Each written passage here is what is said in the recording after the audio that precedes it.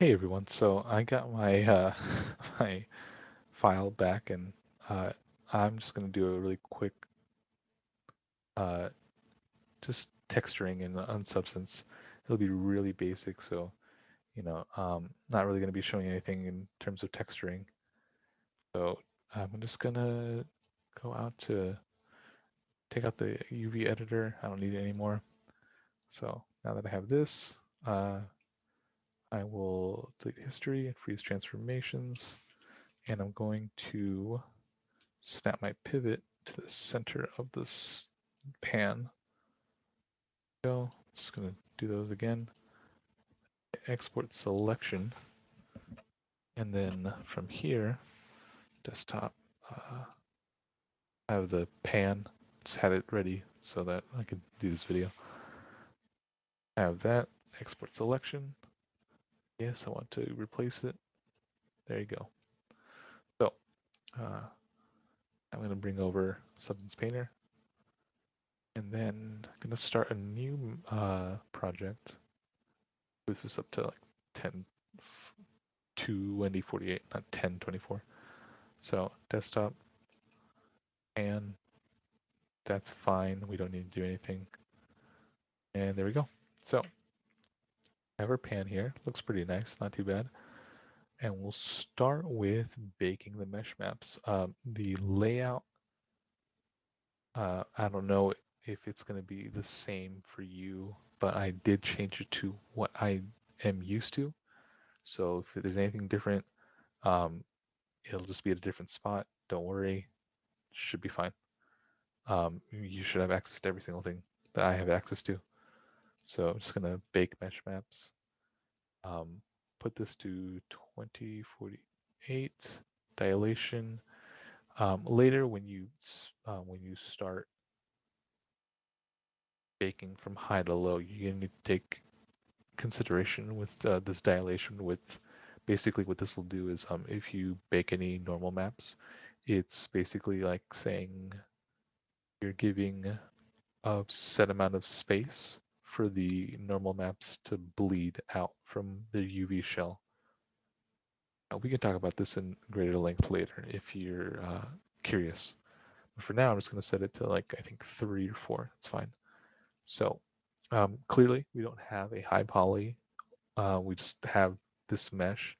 So what I'm going to do is select the use low poly mesh as high poly mesh. Have that selected. Everything else looks fine. I could anti-alias if I want to, but I'm not going to. There you go. So now we're just letting Substance run.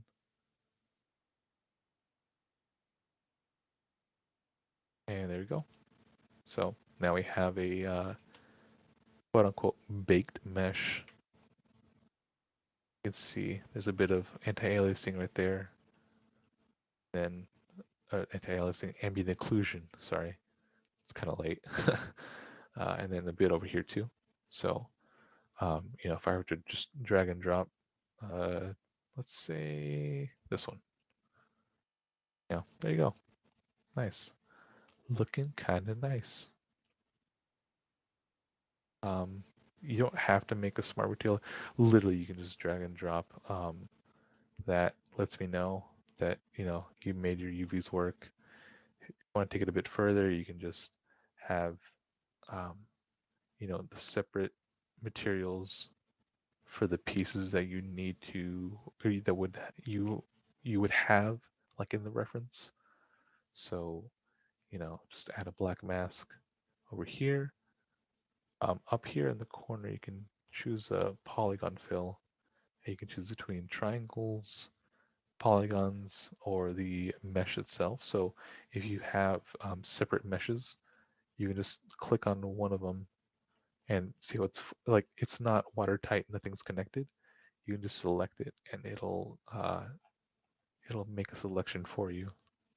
So there you go. Yeah, not too shabby. If I wanted to do a smart material, it'd be the same thing. Let's see. What would be a good metal one? Maybe this one? Ooh, yeah, that's good. this wood, what is it called? Akaju? I don't know. I have no idea what they're saying. With this one, Akajo? I don't know. Again, just add a mask. 1 would mean it shows up, 0 would mean it doesn't show up, so, pretty simple. Select those, and there you go. Uh, very easy to do.